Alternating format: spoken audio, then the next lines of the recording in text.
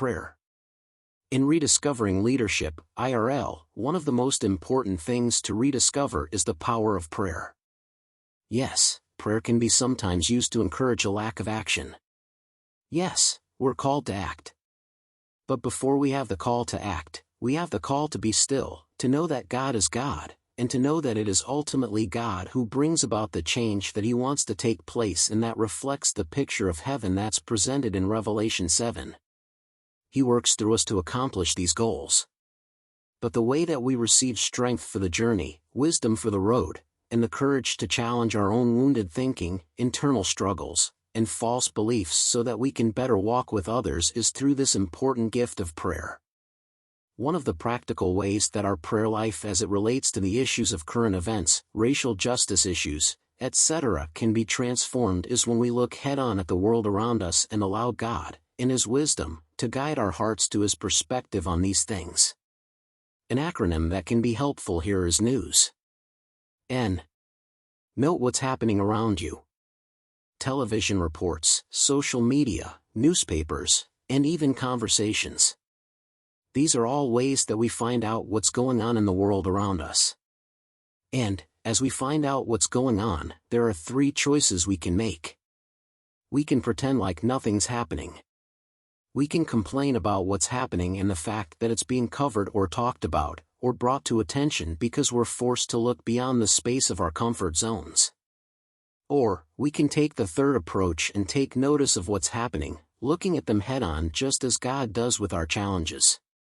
And yes, there are times when this can be hard. We can acknowledge this when we turn to God in this step. Here's an example of what this can look like.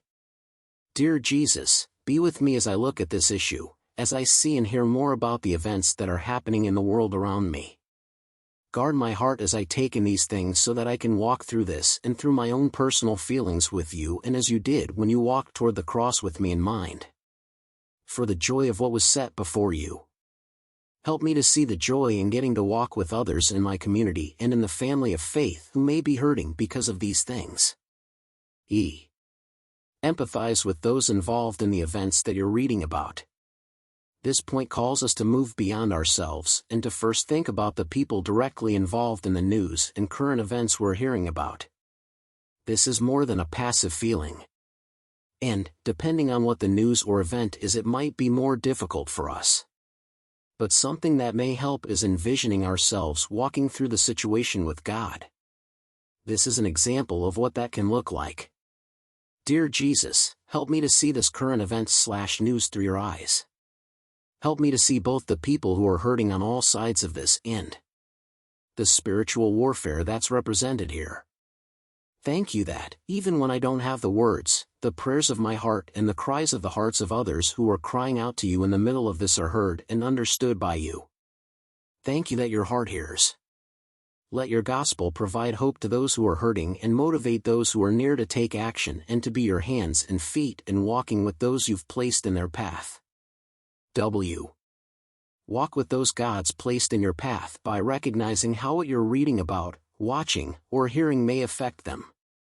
Stories about people dying of illness and disease may strike home for the person who's just been diagnosed or who feels alone in their struggle with those health issues.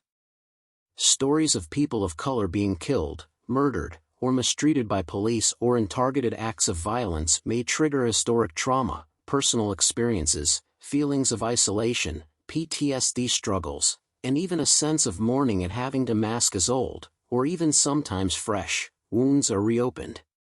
Calls to abolish the police may also activate PTSD and cause officers to question their place even within the Christian community. And these kinds of realities may make us feel very much outside of our comfort zones. But they're never outside of God's. And, a prayer like this may be helpful in these situations. Dear Jesus, I'm admitting that I'm out of my depth here. The challenges that people are facing in my community are feeling really real right now. But I know that, even if I don't understand what's happening and the shape of the battle that's going on right now, you do. Walk with those in my community and in my church who are hurting. Help them to know the hope that's in you. And, if that hope seems far off, help them to know that you're right there in the boat with them. Help me to share the hope of the gospel with those who are hurting and who don't know you. Not in terms of some transactional model or in a way that makes it seem as though your love and care for them are transactional. But give me your heart for them. Your heart that communicates truth and love. Your heart that led you to come down to earth to die for the sins of the world, for my sins.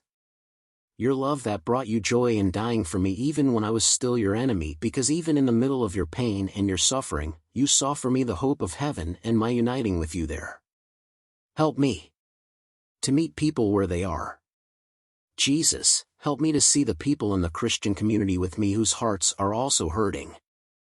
Show them your love even now in the middle of this struggle. Help me and others who are in the Christian community with them to walk with them in love, to encourage them as they process these events, with words when necessary. But when not, give me the courage to keep silent with them and to listen, to know that you are God and that you are working in their hearts in ways that only you can and that only you know how to do, because you know them in ways and to degrees that I don't. To the depths of their innermost being.